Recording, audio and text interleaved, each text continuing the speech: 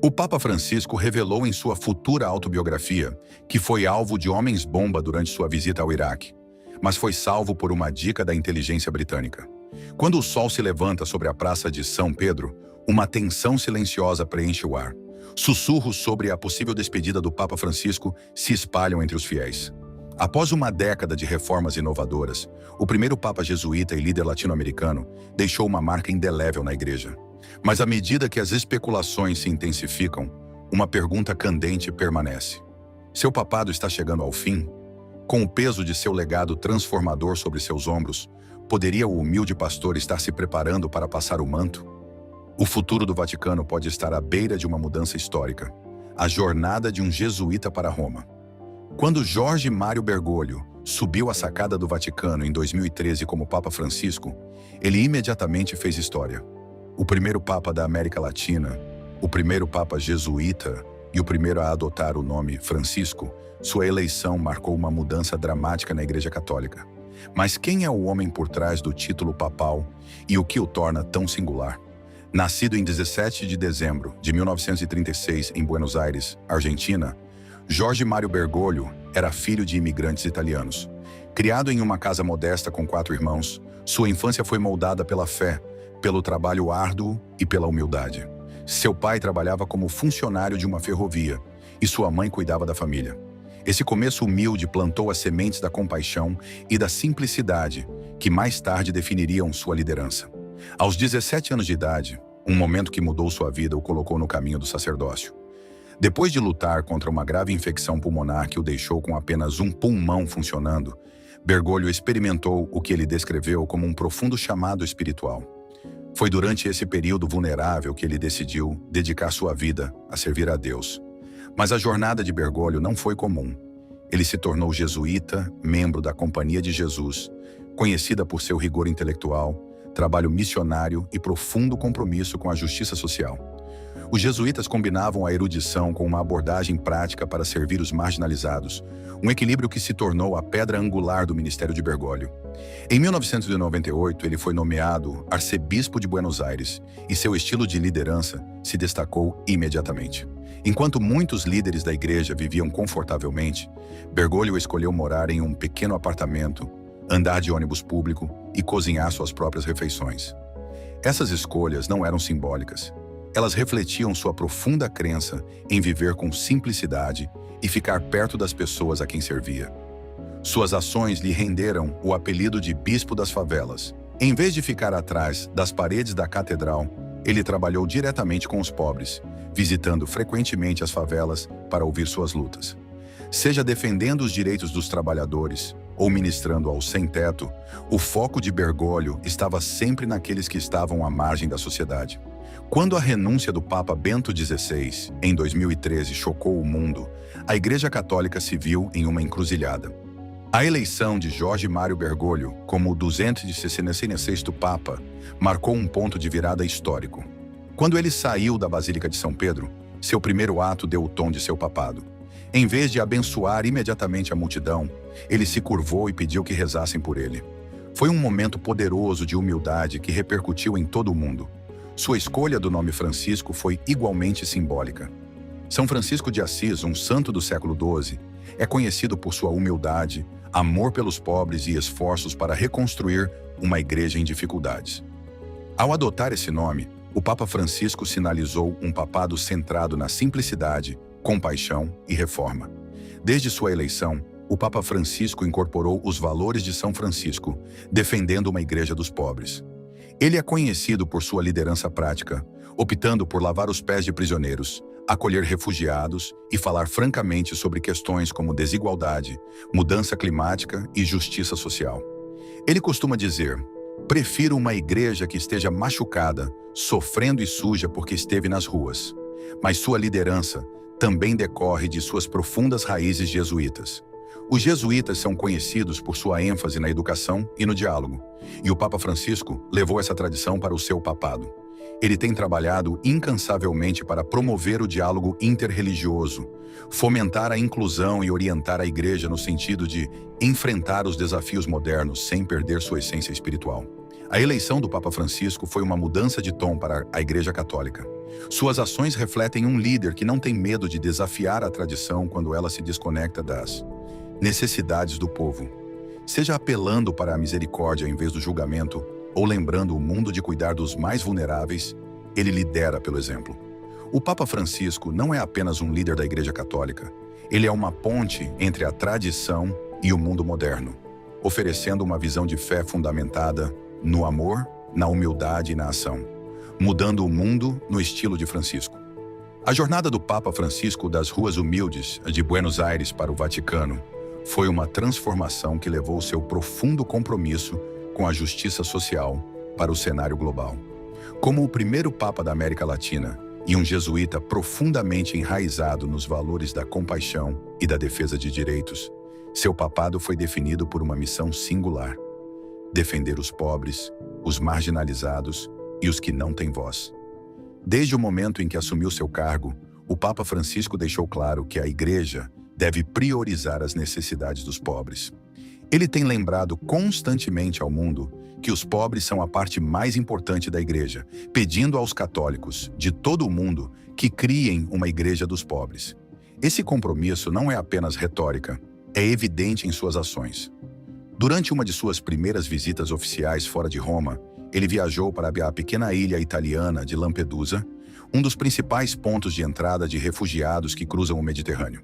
Lá, ele se manifestou contra a globalização da indiferença e chamou a atenção para o sofrimento dos migrantes, muitos dos quais pereceram no mar em busca de uma vida melhor. Em 2016, o Papa Francisco levou essa defesa ainda mais longe, com um gesto poderoso e profundamente pessoal. Ele trouxe 3 famílias de refugiados muçulmanos que fugiam da Síria devastada pela guerra para morar no Vaticano. Esse foi um chamado à ação, tanto para governos quanto para indivíduos, desafiando-os a estender as mãos para as pessoas deslocadas por conflitos. Para Francisco, cuidar dos refugiados não é simplesmente uma questão política. É uma obrigação moral fundamentada nos ensinamentos de amor e misericórdia do Evangelho. Sua paixão por lidar com a desigualdade sistêmica vai além da migração.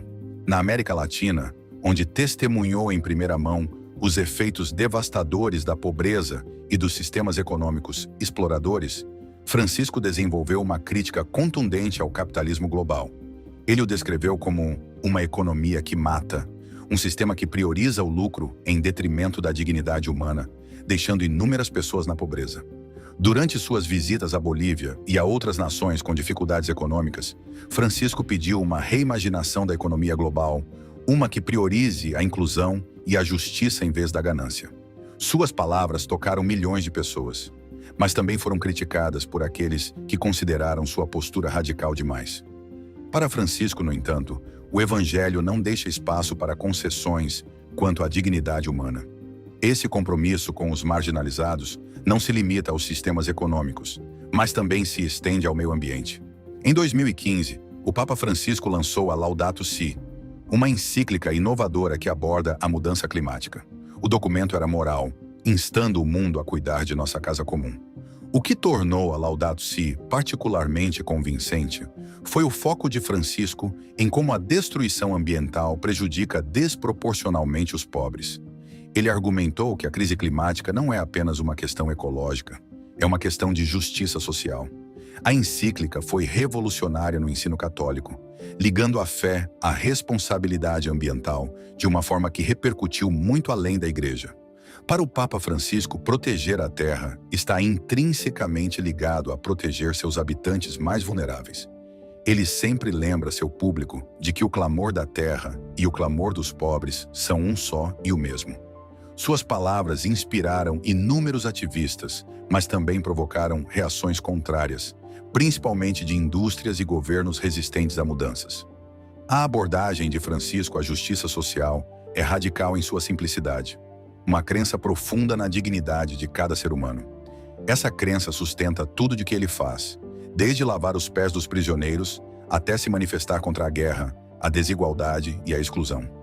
Suas ações refletem um líder que não se contenta em permanecer dentro dos muros do Vaticano, mas procura estar presente nas lutas das pessoas comuns. É essa dedicação inabalável aos mais vulneráveis da humanidade que diferencia o Papa Francisco.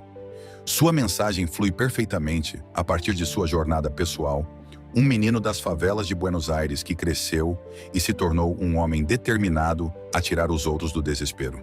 Com sua visão ousada de uma igreja mais inclusiva e compassiva, Francisco não está apenas reformulando o catolicismo, ele está inspirando um movimento global pela justiça, a grande visão de um líder humilde.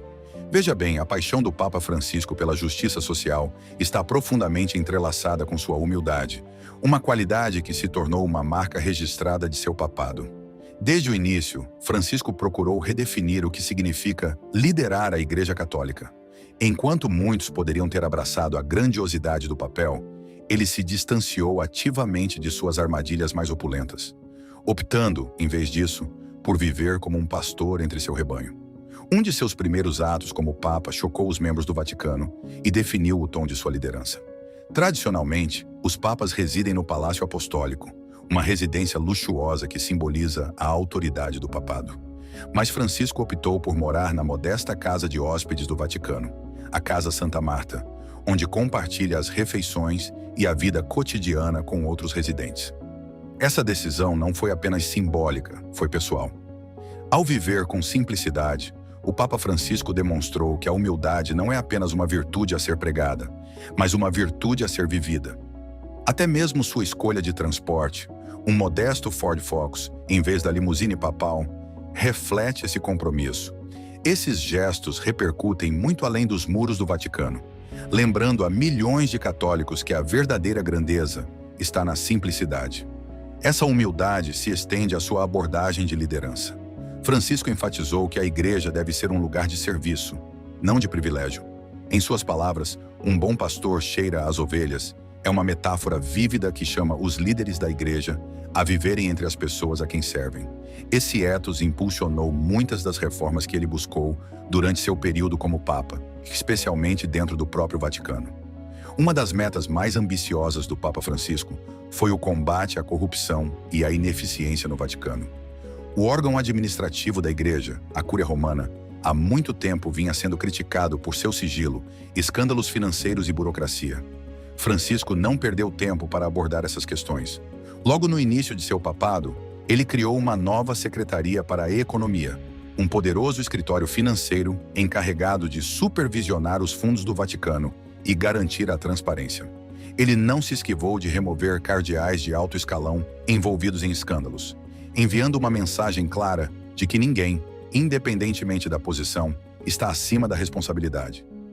Mas as reformas de Francisco vão além da transparência financeira. Ele também fez pressão para tornar a liderança da igreja mais inclusiva e colaborativa. Ao simplificar a cúria e reduzir o número de funcionários, ele procurou desmantelar as hierarquias rígidas que muitas vezes retardaram a tomada de decisões e alienaram as igrejas locais. Em seu lugar, ele defende uma igreja menos burocrática e mais voltada para o serviço. Essa reforma reflete sua visão de um papado que prioriza as pessoas em detrimento do protocolo. Em nenhum lugar essa abordagem inclusiva é mais evidente do que em sua maneira de lidar com questões polêmicas relacionadas à vida familiar. O Senado sobre a Família, realizado em 2015, foi um ponto de virada para a igreja sob a liderança de Francisco. Ele abordou tópicos delicados, como divórcio, novo casamento e direitos LGBTQ+, questões que muitas vezes eram tratadas com silêncio ou condenação. Em vez de ditar soluções, o Papa Francisco pediu um diálogo aberto, incentivando os bispos a se envolverem em discussões honestas e, às vezes, desconfortáveis. Sua ênfase foi clara. A Igreja deve se concentrar na misericórdia em vez de no legalismo estrito. O Senado acabou levando a uma maior disposição dentro da Igreja para acolher e apoiar indivíduos e famílias que estão enfrentando situações complexas. Embora essas mudanças não tenham alterado as doutrinas fundamentais da Igreja, elas abriram portas para um cuidado pastoral mais compassivo, uma mudança que muitos veem como uma marca registrada da liderança de Francisco. Por meio dessas reformas e ações, o Papa Francisco deixou uma marca indelével no papado. Ele redefiniu o que significa liderar, não como uma figura de autoridade intocável, mas como um servo do povo. Sua humildade e foco na reforma não são apenas mudanças administrativas, mas refletem uma visão teológica mais profunda. Uma igreja que caminha com seu povo, compartilhando de suas lutas e alegrias. Nas próprias palavras de Francisco, a igreja deve ser um lugar de misericórdia gratuita, onde todos possam se sentir bem-vindos, amados e perdoados. Esses não são apenas ideais, são princípios que guiaram todas as suas decisões, desde suas escolhas pessoais até as mudanças radicais que ele implementou no Vaticano. Com sua mistura de humildade, coragem e compaixão, ele está moldando não apenas a igreja, mas o mundo ao seu redor. As batalhas mais difíceis do Papa. Enquanto o Papa Francisco trabalha para transformar a igreja em uma instituição mais inclusiva, transparente e humilde, seus esforços não foram isentos de controvérsia. Embora milhões de pessoas tenham celebrado sua visão reformista, outras questionaram suas decisões, políticas e abordagem de questões delicadas. Um líder que se atreve a desafiar o status quo muitas vezes se vê sob fogo cerrado, e o Papa Francisco não é exceção. Um dos desafios mais significativos de seu papado tem sido lidar com a crise de abuso sexual de longa data da Igreja Católica. Os escândalos que se estenderam por décadas e envolveram clérigos em todo o mundo prejudicaram gravemente a credibilidade da Igreja. O Papa Francisco tem enfrentado críticas intensas por sua maneira de lidar com a questão.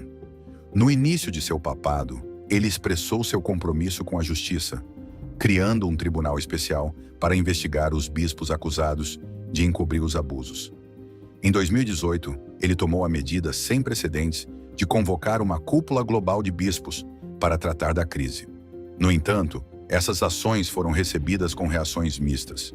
Enquanto alguns elogiaram sua disposição de enfrentar o problema de frente, outros acreditaram que suas medidas não tinham urgência ou não foram longe o suficiente. Um momento particularmente controverso ocorreu quando o Papa Francisco inicialmente defendeu um bispo chileno acusado de acobertar abusos, descrevendo as alegações como calúnias. Após o clamor público e uma investigação mais aprofundada, Francisco reverteu sua posição, admitindo graves erros de julgamento e se reunindo com os sobreviventes para pedir desculpas. O incidente destacou tanto a complexidade de lidar com o abuso sistêmico, quanto o intenso escrutínio sob o qual Francisco atua. Para os católicos LGBTQ+, Francisco representa um paradoxo. Por um lado, ele demonstrou uma abertura sem precedentes, reunindo-se com grupos LGBTQ+, e pedindo a inclusão de casais do mesmo sexo em uniões civis. Por outro lado, sua relutância em desafiar os ensinamentos doutrinários sobre a homossexualidade fez com que muitos se sentissem esperançosos e frustrados. Esse delicado ato de equilíbrio, buscando a compaixão sem romper com a doutrina de longa data, colocou-o na mira tanto dos defensores progressistas quanto dos críticos tradicionalistas. Outro ponto de discórdia são as exortações apostólicas de Francisco de 2016, Amoris Laetitia, que se concentra na vida familiar, no casamento e no divórcio. O documento permitiu que os católicos divorciados e casados, novamente, recebessem a Eucaristia em determinadas circunstâncias, marcando um afastamento significativo das práticas anteriores da Igreja. Embora Francisco tenha apresentado essa medida como um ato de misericórdia e cuidado pastoral, ela provocou uma reação feroz de bispos e teólogos conservadores. Os críticos o acusaram de minar os ensinamentos da Igreja sobre o casamento, enquanto os apoiadores aplaudiram seu esforço para abordar as complexidades da vida familiar moderna. Um dos críticos mais veementes de Francisco, o cardeal Raymond Burke, surgiu como um símbolo da resistência interna. Tradicionalista convicto, Burke desafiou repetidamente a liderança de Francisco, especialmente em questões como casamento e governança da Igreja. Essa tensão ressalta a luta mais ampla entre as alas progressistas e conservadoras da Igreja, uma divisão que só se aprofundou durante o papado de Francisco. No entanto, Francisco nunca foi de se esquivar das críticas.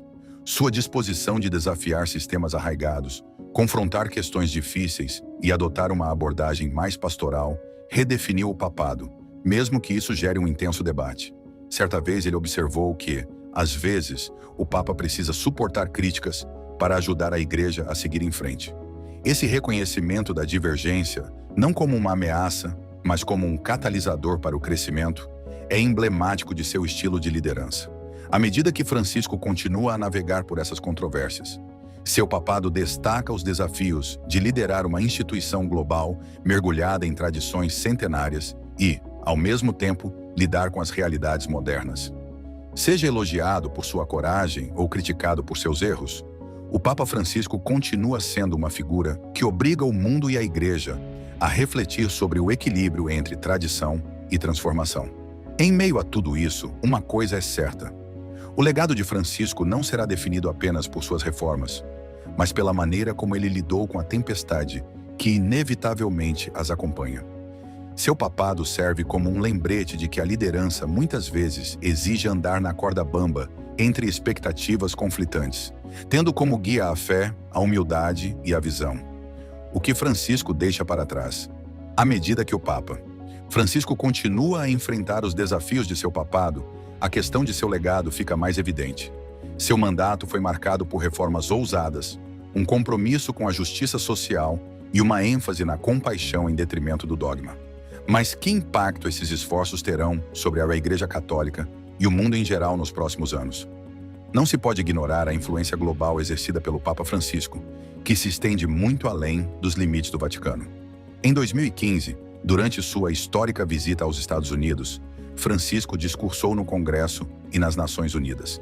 Seus discursos foram um apelo à unidade para lidar com questões globais como pobreza, mudança climática e direitos humanos. Nesses momentos, Francisco transcendeu seu papel de líder religioso, posicionando-se como uma autoridade moral no cenário mundial. Sua encíclica Laudato Si, sobre o cuidado com o meio ambiente, repercutiu não apenas entre os católicos, mas também entre ativistas, cientistas e formuladores de políticas, fazendo a ponte entre a fé e a ciência de uma forma sem precedentes. Esse engajamento global fez de Francisco uma figura unificadora em um mundo fragmentado. Ao defender os pobres e marginalizados, ele lembrou à comunidade internacional dos imperativos morais que muitas vezes são ofuscados por interesses políticos e econômicos. Sua voz é um lembrete consistente de que a dignidade humana deve estar no centro de todas as decisões globais. Outra característica marcante do papado do Papa Francisco tem sido sua conexão com os jovens, um grupo demográfico muitas vezes visto como se afastando da religião organizada. Por meio de eventos como o Dia Mundial da Juventude, Francisco energizou os jovens católicos e os desafiou a viver sua fé de maneiras tangíveis. Em Cracóvia, na Polônia, em 2016, ele pediu a milhões de participantes que deixassem uma marca no mundo e rejeitassem uma vida de complacência. No Panamá, em 2019, ele enfatizou a importância da inclusão e da solidariedade entre as gerações, incentivando os jovens a serem a força motriz de uma igreja mais compassiva. No entanto, o futuro da igreja sob os sucessores do Papa Francisco permanece incerto. Sua visão progressista perdurará ou a igreja voltará a um caminho mais tradicionalista? Suas reformas, seja na governança, na liturgia ou no alcance social, provocaram tanto admiração quanto resistência dentro da igreja. A tensão contínua entre as facções progressistas e conservadoras, sem dúvida, moldará a direção dos futuros papados. Mesmo em meio a controvérsias e desafios, o compromisso do Papa Francisco de superar as divisões e promover o diálogo teve um efeito transformador na igreja e no mundo. Sua liderança mostrou que a fé, quando combinada com a ação, pode ser uma força poderosa para a mudança. O que vem a seguir permanece incerto, mas uma coisa é certa: o Papa Francisco redefiniu o que significa liderar. Não apenas uma igreja, mas um mundo que precisa de esperança e cura. Seu legado continuará a moldar corações, mentes e instituições para as próximas gerações. O papado do Papa Francisco tem sido nada menos do que transformador, desafiando normas, abraçando os marginalizados e clamando por mudanças globais. Mas à medida que sua jornada continua, o que o futuro reserva para a igreja e o mundo que ele remodelou? Sua visão perdurará ou desaparecerá com o tempo? Qual é a sua opinião sobre o legado dele? Qual é a sua opinião sobre o legado dele? Deixe-nos saber nos comentários abaixo.